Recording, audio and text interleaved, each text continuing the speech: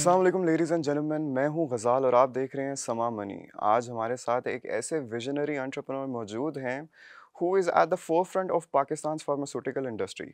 He runs one of the biggest pharmaceutical companies of Pakistan, and he has also been the former chairman of Pakistan's Pharmaceutical Manufacturer Association and is now a member of PPMA's Central Executive Committee since 2009. So without any further ado, let's welcome Mr. Hamid Raza. अस्सलाम वालेकुम Hamid sir, कैसे हैं आप? कैसे हैं आप? खैरियत से? अल्हम्दुलिल्लाह सर, सबसे पहले तो आप ये बताएं कि how did you come into the pharmaceutical industry? ये सफ़र का आगाज़ किस तरह हुआ? सबसे पहले तो मैं गज़ाल आपका और मैडम ज़ारा का शुक्रिया अदा करना चाहूँगा कि you invited me for today. It was just by accident, it was not planned. We got free from the university, we were two friends, we thought के बजाय इसके कोई जॉब करें, तो we tried to start a business of pharmaceutical from very small scale. तो अल्लाह के फज़ल से उसमें फिर हमें कुछ कामयाबी मिली। Then in 2005 we came into the manufacturing. तो क्या आपका एजुकेशन बैकग्राउंड भी फार्मास्यूटिकल्स का ही था? No, I studied business and I studied sciences. And then I told you it was not planned, it was just by accident.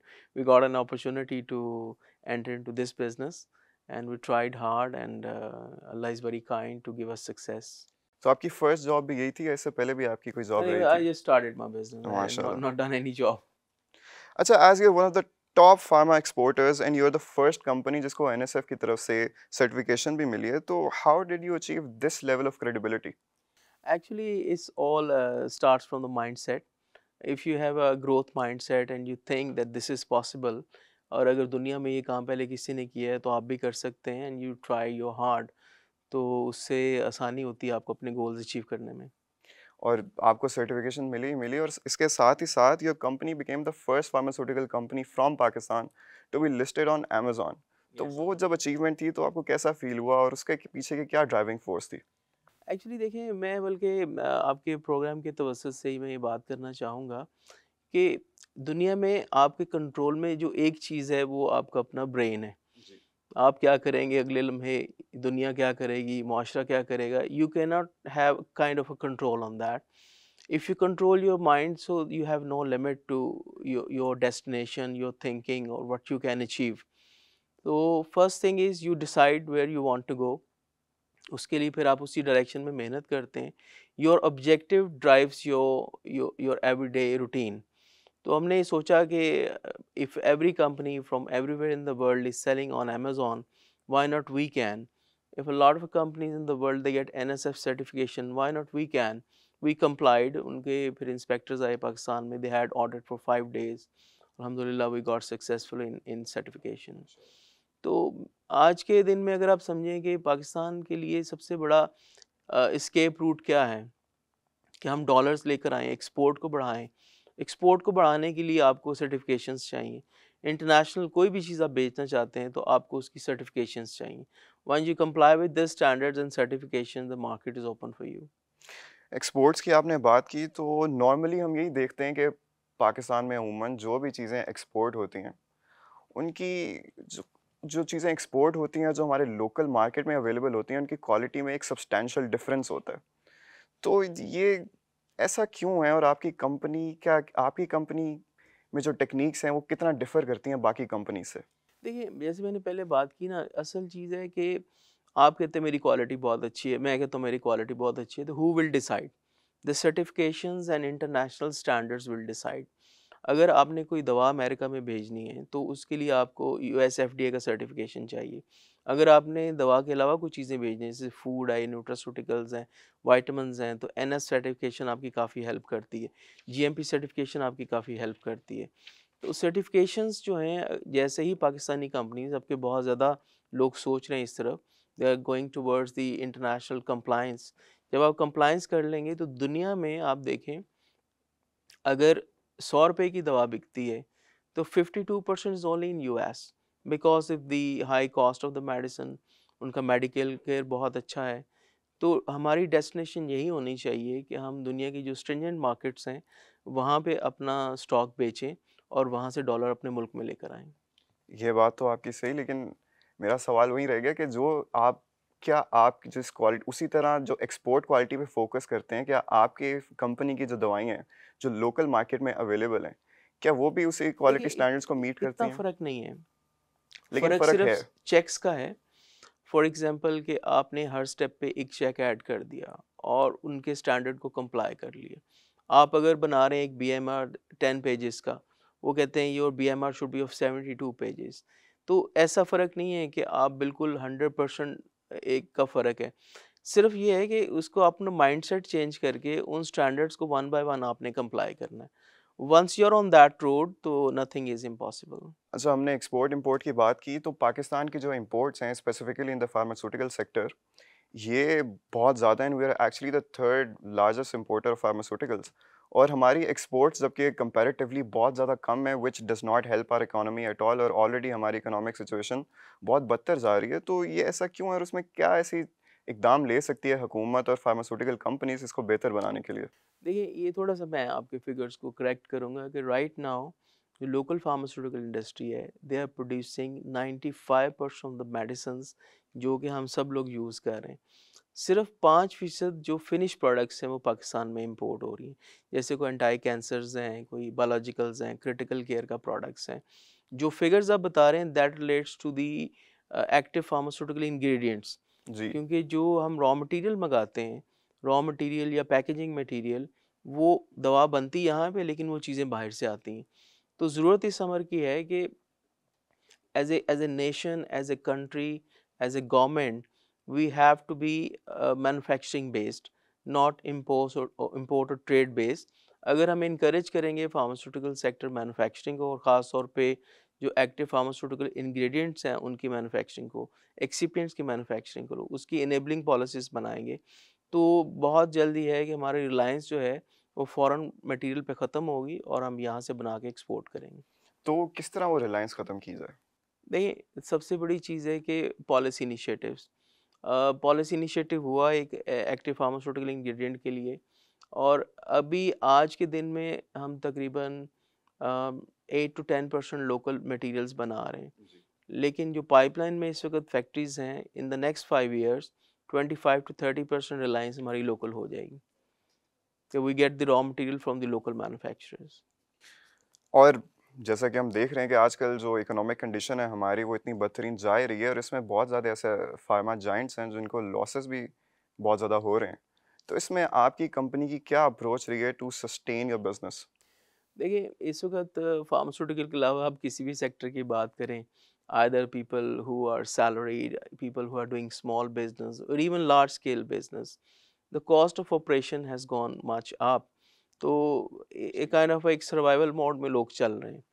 आप अगर 2019 अगस्त की बात करें और 2023 अगस्त की बात करें, तो 124 से आपका डॉलर जो है अराउंड 300 पे जंप किया है।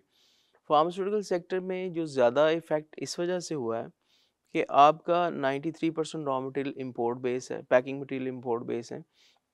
वही चीज़ जो आप मंगा रहे थे 19 में 124 के डॉलर पे, अभी आप मंगा रहे हैं 300 के डॉलर पे।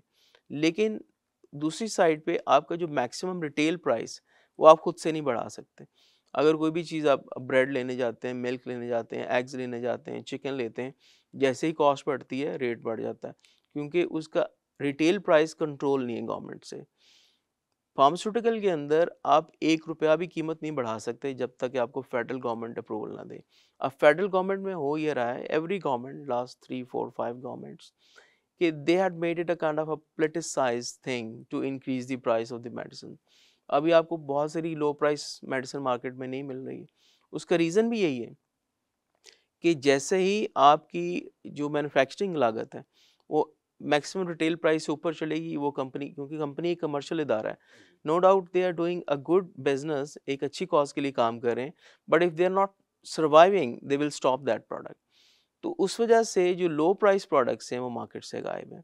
तो करना इसमें ये चाहिए कि रैशनलाइज़ करना चाहिए। अगर एक गोली जो है वो 1 रुपए की है और आप उसको, वो मिल नहीं रही, उसकी कीमत 2 रुपए हो जाती है लेकिन वो मिलना शुरू हो जाएगी, तो सबसे महँगी दवा वो है जो नहीं मिल रही, बेशक। क्योंकि इससे पेशेंट सफ़र कर रहा है। तो इसको रैशनलाइज़ करने की या डॉलर प्राइस के साथ लिंक करने की बहुत ज़रूरत है। अगर डॉलर नीचे आता है, आप कम भी कर सकते हैं। लेकिन चूँकि मटीरियल्स, इसके पैकेजिंग और रॉ बाहर से आ रहे हैं, they are linked with the dollar rise. और रिसेंटली हमने देखा कि एलसीज़ का एक बैकलॉग क्रिएट हो गया था, जिसकी अगेन सेवरल फैक्टर्स उसके रीज़न है, जिसमें से एक मेजर तो हमारा इकोनॉमिक सिचुएशन ही है, और उसकी वजह से बहुत ज़्यादा लाइफ सेविंग ड्रग्स जो हैं उनकी शॉर्टेज हो गई थी पाकिस्तान में। तो गवर्नमेंट ने तो एक रोल प्ले करना ही करना है, एक बहुत वाइटल रोल, लेकिन उसके साथ साथ जो फार्मास्यूटिकल कंपनीज़ हैं और जो फार्मेसीज़ हैं, हेल्थ केयर नेटवर्क्स हैं, इन सब ने मिलकर एक जॉइंट वाइटल रोल प्ले करना है। तो इसमें आप किस तरह का रोल प्ले कर रहे हैं और आप क्या चाहते हैं कि किस तरह इसको बेहतर किया जाए? देखिए, January and February 23 were the worst months, no LCs, no bank contracts, no import. देखिए, आपने एक चीज़ मैन्युफैक्चर करनी है और मटेरियल आपने मंगाना है। अगर मटेरियल मंगाने में पाबंदी होगी, वो चीज़ नहीं बन सकती। Then we had a meeting with the finance minister, with the prime minister, everybody in the loop, and they realised, and we thank them very much कि उन्होंने इसको स्पेशल लिस्ट में डाला कि मेडिसिन और उससे रिलेटेड जो भी मटेरियल्स हैं, उस पे कोई एलसी या उसकी पाबंदी नहीं होगी। अभी रिसेंटली थोड़ा-सा इश्यू आ रहा है, लेकिन the issue is resolved. What we can play a role as a company और एज़ अ इंडस्ट्री इज़ कि we build our inventories to 2 to 3 months, क्योंकि ये एक स्ट्रैटेजिक इंडस्ट्री है। आपका कोई वबा आ जाती है खुदा ना से, जैसे आजकल शोबे चश्म है, आपके पास अगर दवाई नहीं है तो आप क्या करेंगे? इतनी जल्दी तो कुछ इम्पोर्ट नहीं हो सकता, या कोई फ्लड आ जाता है या कोई ऐसा नेचुरल कैलामिटी आ जाती है, you have to keep the inventories to certain level. अच्छा, ये कैलामिटी से जो मेरे ज़हन में सीधा ही बात आती है, और जो आप रेगुलेशंस वगैरह की भी बात कर रहे थे, देखें इवन दो रेगुलेशंस बहुत ज़्यादा हैं हमारे, specially in the pharmaceutical industry, फिर भी हम आयरोस क्वालिटी एश्योरेंस के इश्यूज़ देखते हैं। अभी कल ही बहुत न्यूज़ वायरल भी चल रही थी, और बहुत अफसरदगी से मुझे ये कहना पड़ा कि ये जो अवेस्टन इंजेक्शन वाले जो पूरी कहानी थी, जिसकी वजह से multiple people have lost their vision, तो रेगुलेशंस होने के बावजूद ऐसी मैल प्रैक्टिसेस किस तरह हो रही हैं? देखिए, malpractices exist everywhere in the world. आप उसको कोशिश कर सकते हैं कर्ब करें by the enforcement of the law, लेकिन थोड़ा सा मैं इस पे आपको ब्रीफ करना चाहूँगा, इफ़ आई हैव 1 मिनट। देखिए, पहले अंडरस्टैंड ये करना है कि ये दवा क्या है, किस लिए इस्तेमाल होती है और हुआ क्या, so that we know the facts. First thing, this product is not manufactured by any manufacturer in Pakistan. Pakistan में ये दवा नहीं बनी, ये दवा इम्पोर्ट होती है। और जब कोई डायबिटिक बंदा है या किसी की आँख की विज़न जा रही है, तो उसको स्लो डाउन करने के लिए ये इंजेक्शन आँख में लगता है। ये इंजेक्शन आता है तकरीबन 16 एमएल के अंदर या 50 एमएल के अंदर, बड़ी वायल आती है इसकी। एक इंजेक्शन की प्राइस है 80,000 रुपीज़। जो हॉस्पिटल्स हैं जैसे शौकत खानम है या कोई आई हॉस्पिटल है, वो बड़ी वायल को मँगा के वो उसको डिस्पेंस करते हैं अंडर कंट्रोल एनवायरनमेंट, ताकि ज़्यादा पेशेंट्स को मिल जाए। अभी कोई साहब who has done a very wrong thing, illegally, not under license, not under any of the controlled environment, what they tried कि बड़ी वाइल से छोटी सिरिंजें भर के लोगों को सप्लाई कर रहे थे। उनके कहने का मकसद ये था कि भाई आपको जो डोज चाहिए वो उसको मिल गई। लेकिन कोई भी ऑपरेशन जो स्टेराइल ऑपरेशन है, जिसमें कि आपकी ब्लड के अंदर कोई चीज़ जा रही है, जिस्म के अंदर चीज़ जा रही है, उसको आप ओपन एनवायरनमेंट में इवन बिल्कुल यहाँ भी भी नहीं। आप नहीं कर सकते। जी। So what they have done, number one, without any license from the federal government, they try to do a thing which they should not. दूसरा उन्होंने ये किया कि उसकी इंटेग्रिटी प्रोडक्ट की ख़राब की और उसको स्मॉल डोजेज में सप्लाई किया, which is against the law. और मैंने जो देखा है काफ़ी स्ट्रॉन्ग एक्शन हो रहा है। लेकिन एक चीज़ क्लैरिफाई करने की ज़रूरत है कि कोई भी लाइसेंस मैन्युफैक्चर आज तक पाकिस्तान की हिस्ट्री में स्पूरियस मेडिसिन की मैन्युफैक्चरिंग में या जाली मेडिसिन की इन्वॉल्व नहीं है। ये कौन लोग करते हैं? जो ऐसे यानी ख़राब एलिमेंट माशरे में होते हैं, छुप के करते हैं। कभी लाइसेंस लेके कोई जाली का काम नहीं करता। तो जाली का काम जो करने वाले हैं उसके लिए बड़ा स्ट्रॉन्ग लॉ है पाकिस्तान के अंदर, ख़ास तौर पे पंजाब के अंदर। उस लॉ की इन्फोर्समेंट होनी चाहिए, और उन लोगों को कैफ़रे किरदार तक पहुँचना चाहिए। अच्छा सर, मैं इसी पे फर्दर बात करना चाहूँगा कि देखिए इसके हमें इसका रूट कॉज़ पकड़ना चाहिए, क्योंकि ऑब्वियसली मैल प्रैक्टिसेस तो हर सेक्टर में होती हैं। तो यहाँ पे सिर्फ़ कोई एक कंपनी या एक इंसान तो ज़िम्मेदार नहीं होगा ना। जो भी सप्लायर होगा, उससे जो हेल्थ केयर प्रोवाइडर होगा, ऐसे मल्टीपल लोग इसमें इन्वॉल्व्ड होते हैं। और जैसे कि हम देखते भी आते हैं कि कुछ फार्मा कंपनीज़ डॉक्टर्स वगैरह को इंसेंटिव्स देती हैं, कोई अपनी दवाइयाँ जो कि उनको लेट्स से कि गवर्नमेंट हॉस्पिटल्स में नहीं उनको प्रोवाइड की जाती पेशेंट्स वगैरह को, वही आप देखें तो उन डॉक्टर्स में, उन डॉक्टर्स के क्लिनिक्स में वही वो लोग दवाइयाँ प्रिस्क्राइब कर रहे होते हैं उनके पेशेंट्स को। तो ये सारे रैकेट को, इस सारे मोनोपोलाइजेशन और माफिया को ख़त्म करना कितना ज़रूरी है? आपके सवाल के दो हिस्से हैं। जी। पहला क्वेश्चन ये है कि जो इंसिडेंस ऑफ स्पूरियस या जाली दवाई वो कितना है? जी। तो ये गवर्नमेंट के जो अपने फिगर्स हैं कि पाकिस्तान के अंदर जितने भी सैंपलिंग होती है इस वक्त तकरीबन 5 WHO एक्रेडिटेड लैब्स पंजाब के अंदर है। इसके अलावा 5 और हैं पूरे पाकिस्तान के अंदर। तो इनके जो फील्ड फोर्स है, जो इंस्पेक्टर्स हैं, वो सैंपल्स उठाते रहते हैं, लैब्स में भेजते हैं टेस्टिंग के लिए। लेस देन 0.3% जेली मेडिसिन का इंसिडेंस है और लेस देन 3% सब स्टैंडर्ड मेडिसिन है। सब स्टैंडर्ड में क्या है कि अगर लेबल पे कुछ गलती हो गई, एड्रेस गलत लिखा गया या गोली जो है जितनी ज़ोर से टूटना चाहिए थी वो टूट के निकल आई। डिफरेंट स्मॉल चीज़ें हैं जो कि रेक्टिफाई हो सकती हैं। तो इसका मैग्नीट्यूड इतना बड़ा नहीं है। दूसरा आपने सवाल किया कि जो मैल प्रैक्टिसेस हैं, malpractices in every field there are people who do the malpractices. आपको पाकिस्तान में फरिश्ता सिर्फ डॉक्टर भी मिलेंगे जो कि जो जो नॉन अफोर्डिंग पेशेंट है उससे पैसे भी नहीं लेते और बल्कि उनको खुद से भी दवा देते हैं। ऐसे एग्जांपल्स भी हैं। लेकिन ये प्रैक्टिस जो है कि अगर आप किसी से कुछ अंडरस्टैंडिंग से कुछ ले रहे हैं, this is wrong and strongly discouraged. अच्छा, नेगेटिविटी तो खैर बहुत होगी। अब हम वापस आते हैं फार्मास्यूटिकल कंपनीज और उनकी ग्रोथ पे। तो आप, if I am not wrong, you were the Pioneer of introducing nutritional products in Pakistan. तो आपको पता है हमारे एक बहुत मेजर सेगमेंट है पॉपुलेशन का जिनका ऐसा माइंडसेट होता है कि वो ना दवाइयों पे इतना ट्रस्ट नहीं करते, स्पेशली न्यूट्रिशनल सप्लीमेंट्स। तो वो बात की बात है। तो आपने कैसे मार्केटिंग टूल्स यूज़ किए थे? किस किस टूल को आपने यूटिलाइज़ किया था उस सेगमेंट की सोच को बदलने में, अवेयरनेस देने में और एजुकेट करने में? ये दुनिया में सबसे एक्सपेंसिव काम है किसी चीज़ का अवेयरनेस क्रिएट जी। करना। आप देखेंगे, आप ट्रैवल करते होंगे, अगर आप कभी यूएस में जाएँ या यूरोप में जाएँ, तो एक नॉर्मल हेल्दी बंदा भी multiple type of supplements use कर रहा है because he is aware. He don't know कि भी उसने डॉक्टर से नहीं पूछना जाके, उसने खुद से पढ़ा, उसको पता चला कि उसके लिए विटामिन डी ज़रूरी है, उसकी मल्टीविटामिन ज़रूरी है, अरे, कौन-सा कोविड के डेज़ सप्लीमेंट में हमने उसको सबसे ज़्यादा देखा एग्ज़ैक्टली था। किस कंडीशन में, किस एज में उसको क्या मल्टीविटामिन लेना है। तो उसका डायरेक्ट रेलेवेंस आप देखें उसकी एवरेज एज के साथ। हमारे यहाँ अभी थोड़ा एवरेज एज बढ़ा है, 2-3 साल का फ़र्क पड़ा है कि लोगों को अवेयरनेस आया है। We try to create the awareness कि आप देखें कि आज पाकिस्तान के अंदर आप यहाँ बैठे हैं, 83% लोग विटामिन डी डेफिशिएंट हैं। जबकि लॉजिकल बात है कि यार बाहर तो धूप निकली हुई है, बेशक। धूप जो है वो एक डायरेक्ट सोर्स है।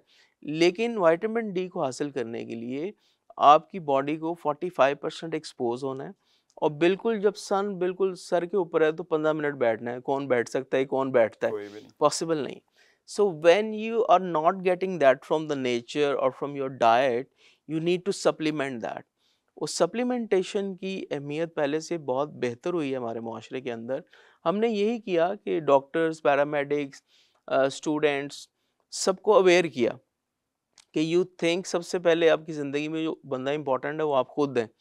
If you are not taking care of yourself, तो how you can take care of your family or your business or anything else. So I believe today's the most important thing is that people take care of their health. They should know what to eat, what not to eat, what supplement is required for them, and how they conduct their life every day. तो यही कि जब आपने start किया ये obviously तब तब internet का इतना रुझान नहीं था पाकिस्तान में। तो तब आपको अवेयरनेस और एजुकेट करने में लोगों को क्या चैलेंजेस फेस आए और वो क्या आप मुझे खुद भी याद है जाते थे? हमने फर्स्ट टाइम जो विटामिन डी इंट्रोड्यूस कराया तो लोगों ने कहा यार आप किस मुल्क में ये लेकर आ गए हैं। We imported that first from France. तो भई आप तो यहाँ पे तो ज़रूरत नहीं है लोगों को। तो it was very less known vitamin at that time. तो वक़्त के साथ ये साबित हुआ कि this is one of the most important vitamin you need as of today. अगर आप अपने बालों से शुरू हो जाएँ और पाँव के नाखून तक चले जाएँ, तो आपकी बॉडी के हर ऑर्गन को विटामिन डी की सप्लीमेंटेशन की ज़रूरत है, अगर आपकी बॉडी को नहीं मिल रहा। US 97% deficient, Pakistan 83% deficient, rest of the world यही डेफिशिएंसी चल रही। तो भले आप डेली लें, वीकली लें, मंथली लें, you need to supplement yourself so that your body functions improve. और ऑब्वियसली मैं आई एम प्रिटी श्योर कि जब आप लोगों को एजुकेट कर रहे होंगे तब आपको तरह तरह के लोग भी मिले होंगे जिन्होंने नई नई कॉन्स्पिरेसी थ्योरीज बनाई होंगी कि भाई ये विटामिन नहीं, ये कोई जहर है, इसको खाओगे इतनी एज तक जाओगे, ये डेफिशिएंसीज हो जाएंगी। तो उनको किस तरह टैकल किया आपने? डिस्करेजमेंट बहुत थी। लाइक यार, एक ऐसे मुल्क में जहाँ पे लाइक 90% ऑफ द टाइम धूप निकली हुई है, how you say has to use vitamin D3।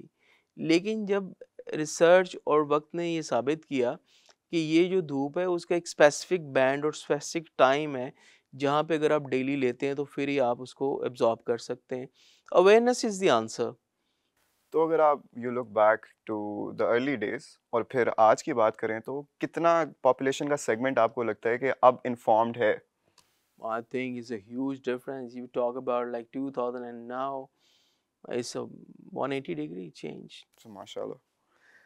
अच्छा सर, मैंने आपकी बहुत ज़्यादा वीडियोस भी देखी हैं और मैंने देखा है कि आप कितना एम्फेसाइज करते हैं ह्यूमन रिसोर्स पे, कि एक कंपनी की जो सक्सेस है वो टीम पे, उसकी ह्यूमन रिसोर्स पे कितना डिपेंड करती है। तो जब आप लोगों को हायर कर रहे होते हैं, क्योंकि हमने देखा है बड़ी दफ़ा हमारे यहाँ लोग स्किल्ड तो बहुत होते हैं लेकिन they lack the skills to express themselves properly. उनको अपने आप को बेचना नहीं आता या उनको अपने आप को दिखाना नहीं आता कि वो क्या पोटेंशियल रखते हैं। तो जब आप किसी का इंटरव्यू कर रहे होते हैं, किसी को हायर कर रहे होते हैं, तो what is it that you look for?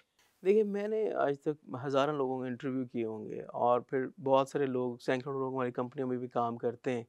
मैं ये देखता हूँ कि जो एक फैक्टर, यानी आपका स्किल लेवल कम हो सकता है, एजुकेशन लेवल कम है, लेकिन जो ड्राइव टू वर्क है, यानी पैशन जो है उस बंदे के अंदर कि उसने कुछ करना है लाइफ में, वेरी अर्ली ही नोज कि यार मुझे ये एक मीडियोकर जॉब नहीं करनी है, बेशक। मुझे खुद को इम्प्रूव करना है, आगे बढ़ना है। तो उसका स्किल भी पीछे रह जाता है, उसका नॉलेज पीछे रह जाता है, उसका जो पैशन है वो बहुत आगे लेके चला जाता है। फिर जब हम लोग वर्कशॉप्स करते हैं, लोगों से इंटरेक्शन करते हैं, तो दो फैक्टर मैंने ऐसे देखे। अगर कोई शख्स अपनी लाइफ में उनको अडॉप्ट कर लेता है, भले वो किसी फील्ड में, चाहे वो एंकर है, वो कैमरा पे बैठा है, वो डायरेक्टर है, किसी भी इंडस्ट्री में है, अगर वो फर्स्ट ऑफ ऑल अपने माइंडसेट को चेंज करता है, यानी उसका एक कंप्लेनिंग माइंडसेट नहीं है बल्कि ग्रोथ माइंडसेट है। जी।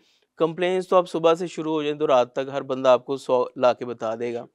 तो what thing they concentrate on के जो हो रहा है मेरे कंट्रोल में नहीं है, जो मैं कर सकता हूँ वो मेरे कंट्रोल में, कि आज का दिन मेरा 24 घंटे का कैसे गुजरेगा ये मेरे कंट्रोल में।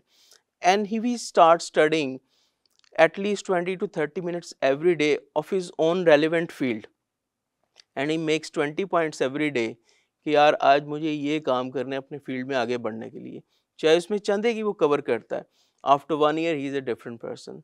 If he targets कि I have to be 10% of my field, whatever the field you are in, तो आप देखेंगे अगर ये दो काम सिर्फ वो करे कि first of all make his to do thing list and what 20 things he should do to come into 5% और top 10%, after 1 year he'll be in a very different position. So मेरे ख्याल से भी हमारी जो मेजोरिटी अवाम है जो एक सबसे बड़ी बीमारी में मुब्तला है वो मीडियोक्रिटी की है। कोई एक्सीलेंसी को चेस नहीं करता। वो पैशन और एम्बिशन हमें ना दिन ब दिन ख़त्म होता जा रहा है। हमें बस अपनी कंफर्ट जोन में ही रहना है, बाहर निकलने से हम घबराते हैं और कभी भी ग्रोथ आपको डिस्कम्फर्ट के बगैर आती ही नहीं है। तो इस तरह के लोगों को आप क्या कहना चाहेंगे? देखिए, दुनिया में सिर्फ जो मेडियोकर है ना वो मुतमईन मरता है, क्योंकि उसने आगे ही नहीं बढ़ना होता। बेशक। तो जो शख्स आगे बढ़ना चाहता है वो कभी मेडियोकर पर रुक नहीं सकता। The thing is that you have to decide, you are the driver of your life. आपको कोई बंदा मोटिवेट नहीं कर सकता, कंपेल नहीं कर सकता अनलेस कि आप खुद फैसला ना करें। जब तक कोई शख्स ये डिसाइड करता है कि उसको कहाँ जाना अपनी लाइफ में, प्रोफेशनली, रिलेशनशिप में, इकोनॉमिकली, व्हाटएवर, वो फैसला उसके अपने हाथ में है और फिर उसका वो फैसला उसके एक्शन को ड्राइव करता है। If somebody decides and work every day in the direction of his goal, तो इंशाल्लाह अल्लाह की मदद से वो वहाँ पहुँच जाता है। तो तो कम बस। आपकी बात बड़ी अच्छी आपने की कि हमारे यहाँ जो हमारा माइंड है ना, हमारा ब्रेन जो है, that is not designed for success, जी। That is designed for comfort, safety, कि मुझे कुछ परेशानी ना हो, मुझे कुछ ऐसा ना करना पड़े, धूप ना लग और जाए। बस सर्वाइवल है तो ठीक है, एग्जैक्टली, हमें बाहर क्यों जाएं? बाहर क्यों जाएं? तो when you control your brain, then you think no, मुझे कंफर्ट जोन से बाहर निकलना है और कुछ बेहतर करना है। अच्छा, तो ऑब्वियसली बहाने, यही बात होगी ना कि हमें बहाने ढूँढना बड़ा आता है, हर चीज़ में कुछ भी हम करना स्टार्ट करना चाहें, तो सबसे पहले तो हमारा वही काम होता है, बजाय उसके कि हम सोचें कि हम किस तरह उसमें एक्सीलेंस हासिल कर सकते हैं, हम बहाने ढूँढने लग जाते हैं कि यार नहीं, मुझे ये नहीं करना चाहिए, ये हो सकता है, वो हो सकता है, फेलियर से डर जाते हैं हम। तो इसी तरह आप देखें, सक्सेस का फॉर्मूला भी फिर यही हो गया कि आपने बस खुद को टनल विजन करना है, अपना अपने आपने खुद ड्राइविंग सीट में आना है, बैक सीट में नहीं बैठ जाना, आपका दिमाग आपके कंट्रोल में होना चाहिए, बजाय इसके कि आप उसको खुद पे हावी कर लें। तो सक्सेस का फॉर्मूला भी आपके ख्याल में बस यही हो गया ना, सिंपल दो सा? दो चीज़ें बड़ी इंपॉर्टेंट हैं। देखिए, होता क्या है, जो प्रोक्रेस्टिनेशन या जिसे बहानेबाज़ी कहते हैं, जी। होता ये है कि आप अगर एक काम करना चाहते हैं, लेकिन आपका दिल नहीं चाह रहा उस काम को करने को, तो there is a 2 minute rule. आप उसको सिर्फ़ 2 मिनट के लिए करना शुरू कर दें, 1 दिन के अंदर। आपने कोई बुक पढ़नी है, आपने कोई स्किल सेट सीखना है, आपने कोई लैंग्वेज सीखनी है, आपने एग्ज़ाम के अंदर आगे बढ़ना है।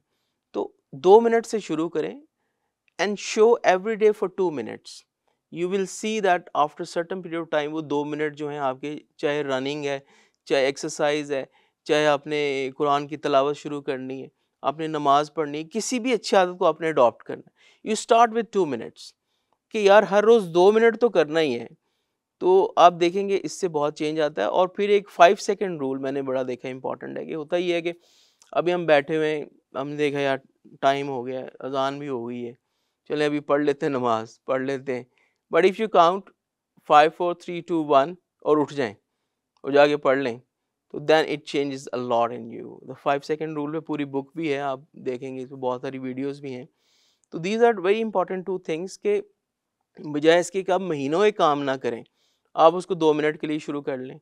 और इससे पहले कि आपको ब्रेन आपको कंफर्ट ज़ोन में ले जाए, you count 5 4 3 2 1 and start that thing. That changes a lot. अच्छा, तो सर आप मुझे ये बताएँ कि जो फार्मास्यूटिकल इंडस्ट्री है, वो पाकिस्तान की एक बहुत बड़ी इंडस्ट्री है और there are a lot of opportunities for significant growth, और स्पेशली अगर हम देखें तो ग्लोबलाइजेशन का दौर है और वो और भी बहुत ज़्यादा दरवाजे खोल देता है। तो क्या स्कोप है हमारे उन नौजवानों के लिए जो कि इस इंडस्ट्री में आने का सोच रहे हैं? देखिए, फार्मास्यूटिकल इंडस्ट्री आपकी इस वक़्त सबसे बड़ी इंडस्ट्री है जो हायर कर रही है ग्रेजुएट्स को, in the shape of pharmacist, in the shape of graduates, in the shape of science graduate. यानी तकरीबन को 5 मिलियन के करीब लोग काम कर रहे हैं जो ग्रेजुएट्स हैं फार्मा इंडस्ट्री में।